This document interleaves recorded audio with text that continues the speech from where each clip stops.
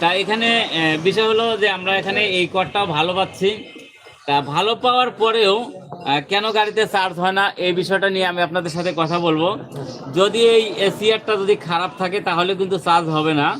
তা এখানে দেখেন আপনারা একটু ভালো করে কেয়ারফুলভাবে দেখেন, যদি এসিআরটা খারাপ থাকে তাহলেও চার্জ হবে না।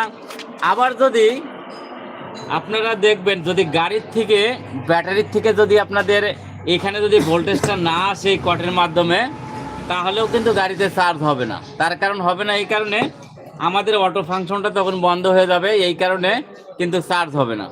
তা আপনাদের দেখতে হবে এই কটটা ঠিক আছে কিনা, গাড়ির থেকে আমাদের এখানে ভোল্টেজটা আসে কিনা সেটা নিয়ে কিন্তু আমাদের দেখতে হবে। দেখে তারপরে কিন্তু আমাদের ডিসিশন নিতে হবে যে আসলে কি প্রবলেমটা আছে। তাই এই এসিআরটা খারাপ থাকলেও চার্জ হবে না, আবার যদি গাড়ির থেকে লাইনটা না আসে তাহলেও কিন্তু চার্জ হবে না।